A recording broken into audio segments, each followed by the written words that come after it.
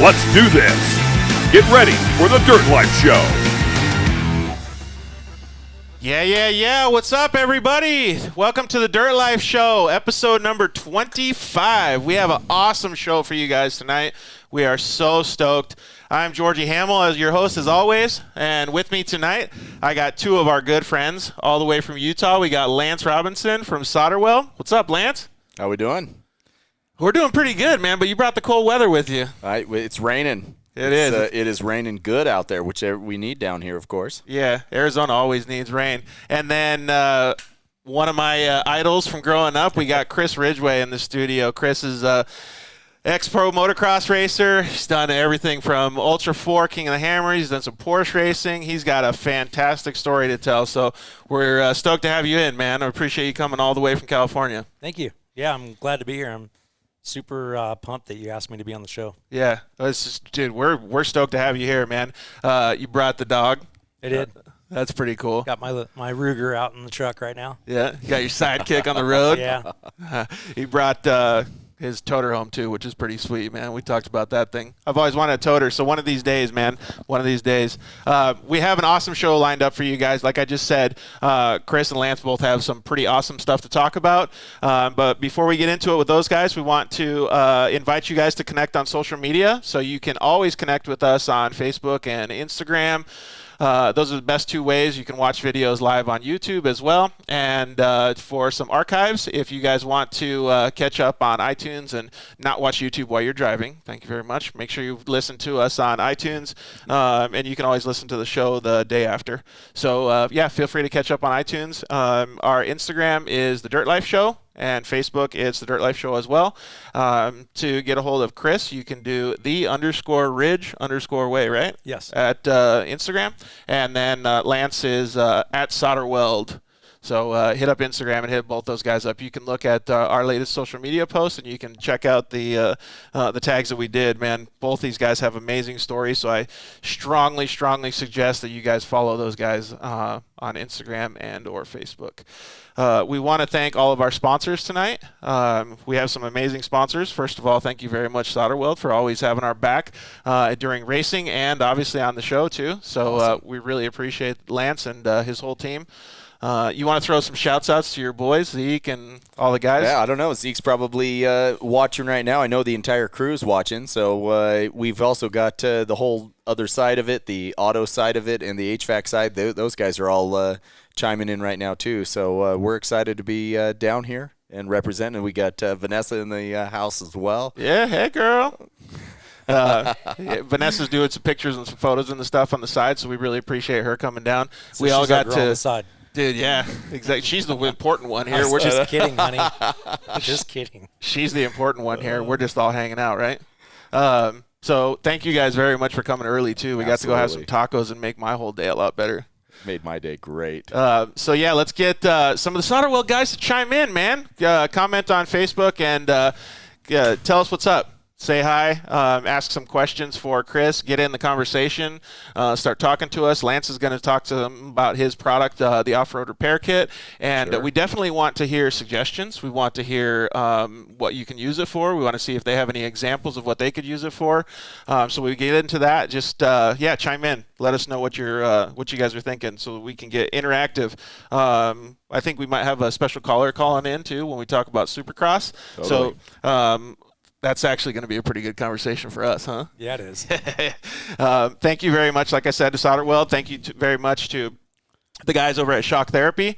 You can use the code DIRTLIFE to go and get your ride improvement systems, get some shocks done. They sell all kinds of cool stuff. Even their T-shirts are badass. So go over there and spend some money with those guys. Get a fat discount with the code DIRTLIFE. And if you call over there to get your ride improvement system or get your shocks redone, definitely use the code DIRTLIFE and tell them that we sent you, and they'll definitely help you out.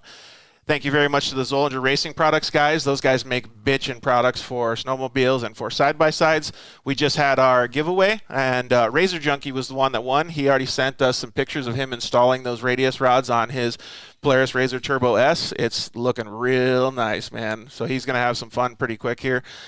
So congratulations to him, and thank you very much to the Zollinger guys for giving away those $950 radius rods to one of our audience members. That was super cool. That was real cool. That was super, yeah. And to see the smile on his face was bitching, man. So thank you to those guys, and support the guys that support us. So go over there and spend some money on ZolderRacingProducts.com and use the code DIRTLIFE and get some awesome products at a good price. And thank you very much to Rigid Industries, too. Brett Carpenter, love you, man. Thank you very much for all your support. Even though you've moved on, we still love Rigid Industries. So thank you guys very much. And like I said, you can always connect with us anytime. I think one thing we should probably do is start maybe a Facebook watch party here and have some of our audience members show up so that way they can listen to the conversations that we have. So first thing I would like to discuss before we totally get into your guys' stories, and so they can completely judge you before they actually know who you are, is talking about some of the Supercross results from San Diego this weekend. So, Chris, you went to San Diego, right? Yep. How was it? It was awesome. We had really good seats. One of the benefits of being handicapped. So we were sitting right there. I mean, it was really awesome to watch. We were right at the end of the rhythm section. Then they made a 180 and went down the first set of whoops. Then they made a 180 and came right at us again. Dude, how sweet is that? Awesome. Have you been to a Supercross before, Lance? I haven't. No, Yeah. Is it really? Dude, that's pretty sweet, man. I didn't know it was going to be in Salt Lake. SolderWeld hosts a pretty good party. Do you? You gonna I have don't know. You got to come up to Utah to find out, I guess. Are you Huh, gonna have don't a you? suite? Maybe. I only got to have breakfast with you that one time I went to Utah, so that wasn't a huge party, was Yeah, it? it is a good breakfast, though, wasn't it? Yeah, it was pretty good, man. So We talked about a lot of good stuff that's coming up, too, we definitely did. which I'm excited about you talking about later on in Yeah, the show. let's save some of those things because I want to get the audience involved in those little things that we're going to talk about, man. So one of the things that I noticed at the race was something that you know very well, Chris, the drive that you have to have and the mental focus and ability to react quickly in a situation. When I say that, I mean I'm talking directly about Cooper Webb. Mm-hmm. His night started out shit, Mm-hmm. and he turned it around. Yeah, in the heat race, he went down probably on the fourth turn while he was in second behind Roxon, and he just dumped it in a corner. Was that his fault, or what was it? I was sitting a little too far away, but I think it probably was his fault. And anyway, I mean, I've never seen a guy, I won't say never, but recently I haven't seen a guy be able to pick himself up after starting off so bad. It doesn't matter if the guy qualifies in 10th. By the time the main, or it doesn't matter if he's coughing up a lung, by the time the main is done, he's on the podium. Yeah, he switches his mindset.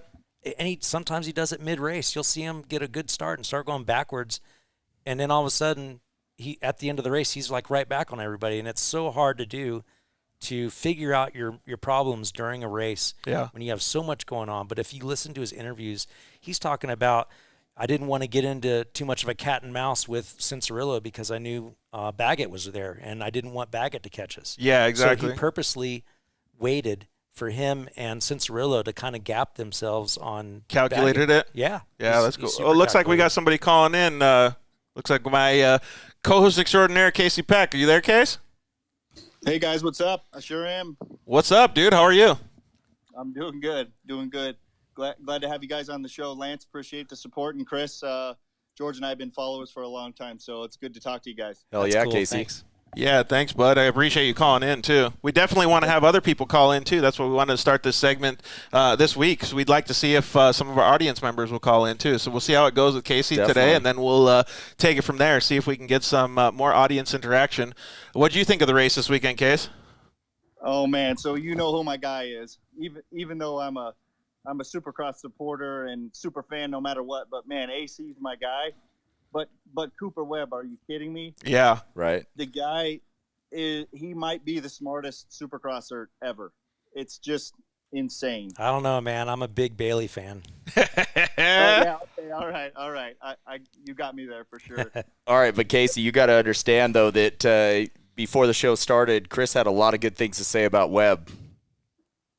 Yeah, actually, I heard a little bit, and man, it's crazy. Just kind of digesting, watching. I got a guy that I'm supporting or whatever, but still, you're watching and you're just like, this guy is so freaking smart. His race IQ is just, I don't know, man. It's well, insane. would you guys agree with me when I say, like, let's just say you have no idea about motocross racing. You're just some dude off the street and you just see this.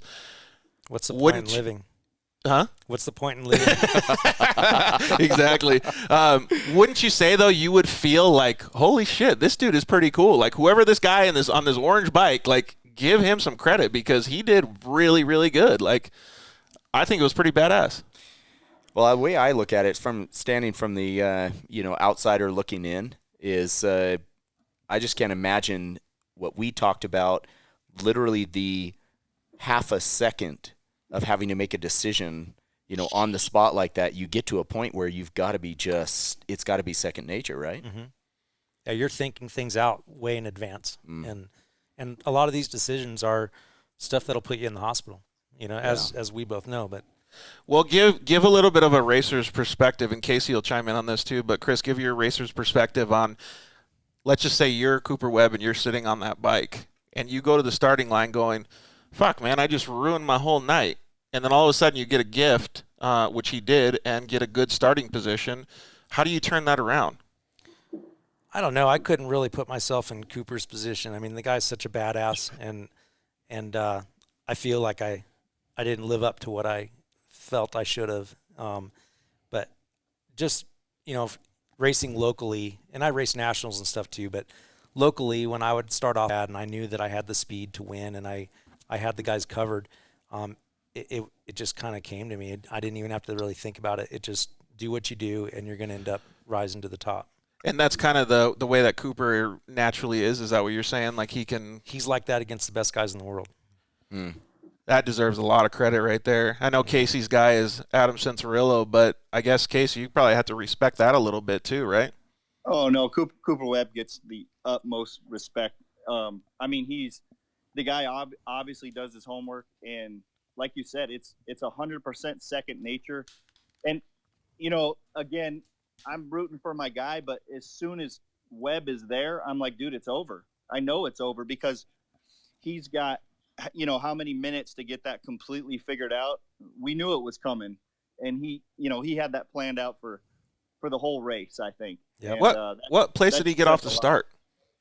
I think he started off in second or third. Yeah, he was already up there? Oh, actually he did. He started off in second and passed for the lead on the third corner, and then Cincerillo passed him back immediately. So it was kind of a failed attempt? I wouldn't say failed. It was he took a line that didn't set him up real good for the next straightaway. Oh, okay. Gotcha. But he stuffed it in there, and then Cincerillo paid him back. And Casey, by the way, I like Cincerillo a lot. The guy is awesome.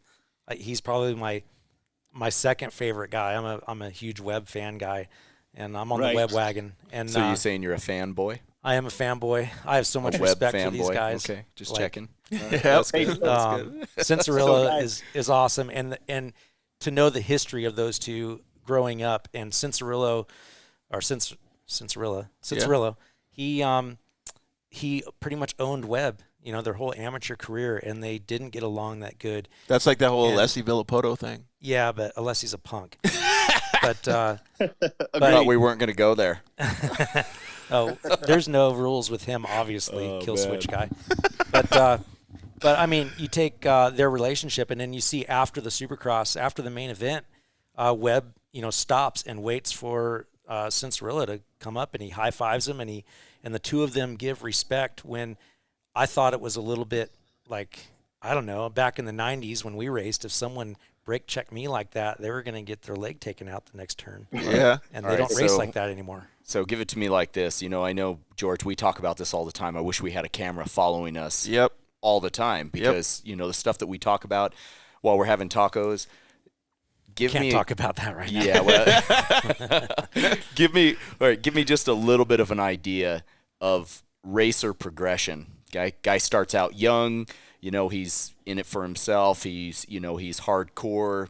I gotta win. It's racer against the world, right? I think it's different for some people depending on how much their dads or their parents, how much pressure they put on them. Okay, all right. Some kids, look at Malcolm Stewart. The guy, if you watched videos when his brother was racing, you didn't think Malcolm was even going to win the novice class. Okay. I mean, he just wasn't that into it, it seemed. And now here he is, he's one of the fastest guys in the world, and he's badass. So how does that change then? I mean, where's the mindset change that takes you from this guy that could be average or go average, and then all of a sudden he steps to the top of the box, he goes elite.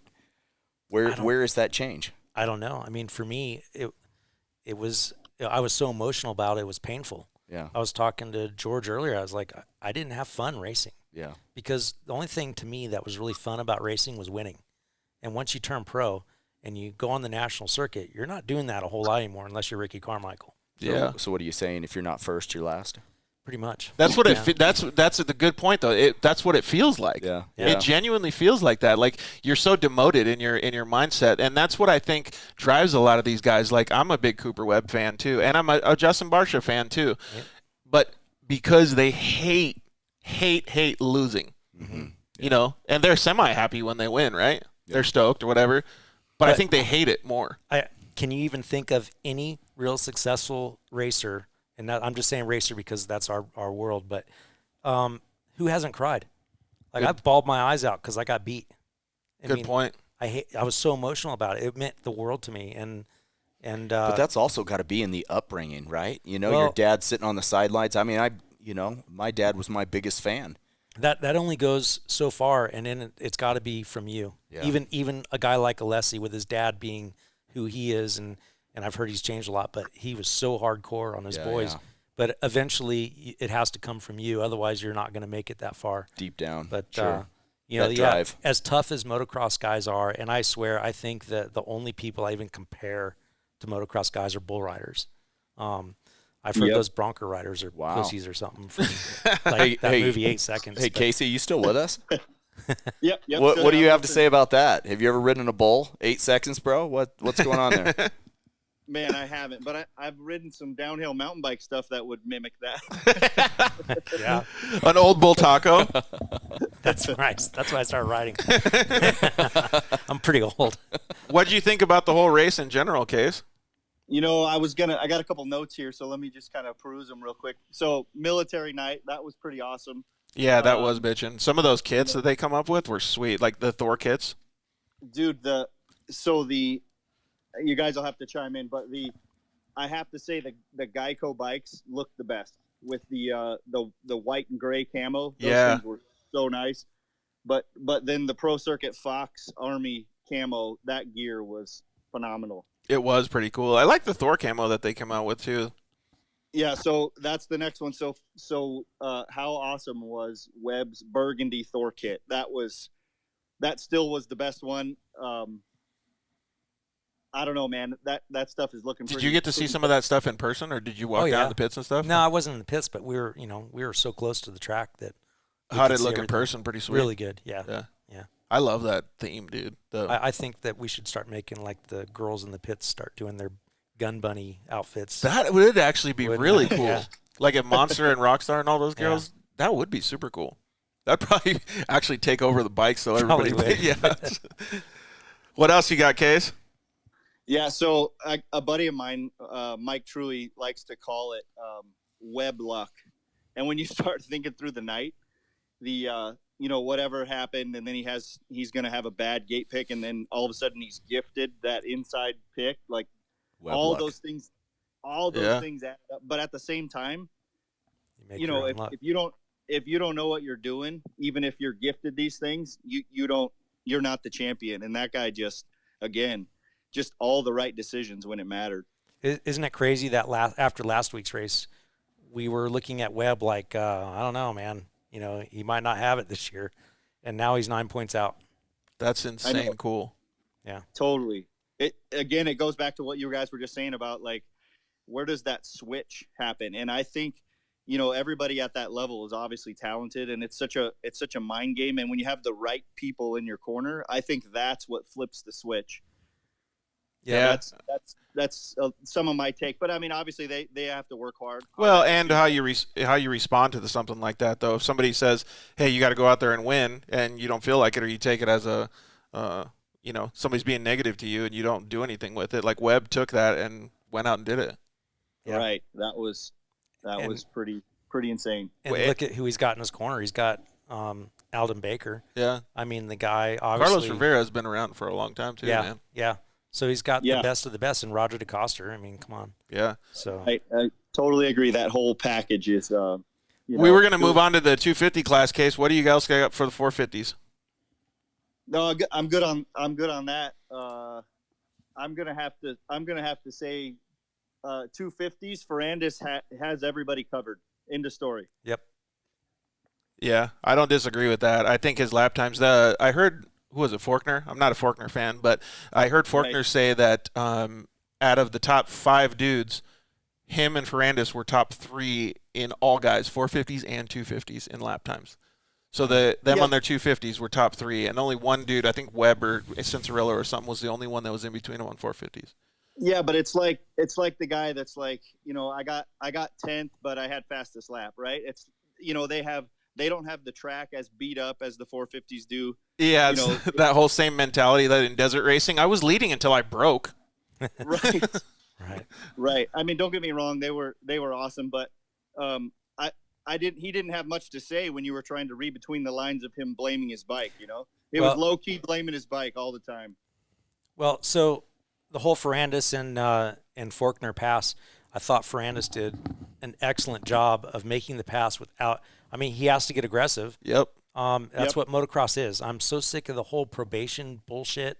I'm sick of the booing. I mean, the guy wants to win, and Faulkner wants to win, and if you even heard Faulkner, he didn't blame anything. I mean, he had that opportunity to ruin Ferrandis mentally. He could have got the mob mentality crowd going by saying that was a dirty pass, but he didn't. And in a way, I was a little surprised. I thought he might go that route because sometimes he says things, without thinking about it too much. And man, that guy took the high road, and I was so that impressed. was pretty cool. Yeah, it was nice to hear him say too, like, no, you don't need, like, he said something along the line, like, not, don't boo him, like, no, like, like he did it okay, like, he was okay. So I thought that was pretty rad, man. Yeah, he definitely agreed. What do you think about Ferrandis as a whole, as a rider, as a spokesperson for the sport, as a champion and a potential new champion? So I think I need to start coaching him, like how to do his podium speeches and maybe his gear, like how he dresses. Like I'd maybe go with red, white, and blue. I mean, the flags are similar enough. That's actually not a bad idea, dude. And then, have him get up there and I mean, either roll with it like Talladega Nights and take on the full role of the bad Frenchie, or just, get up there and every answer to every question is, I love America. I mean, the guy loves America, and it sucks that I hope he doesn't get soured on it because we got a bunch of dumb fans. Yeah, I definitely agree with that too, man. Like when the fans do that, like, I feel bad for the dude. Yeah. Like, I genuinely feel bad for the dude. Like, I really, really wish that it would be a little bit easier for him. But at the same time, like, I'm a big believer in you write your own fate. And I don't mean that by he can go back and rewind, but I mean he's taking a little bit more caution and making better decisions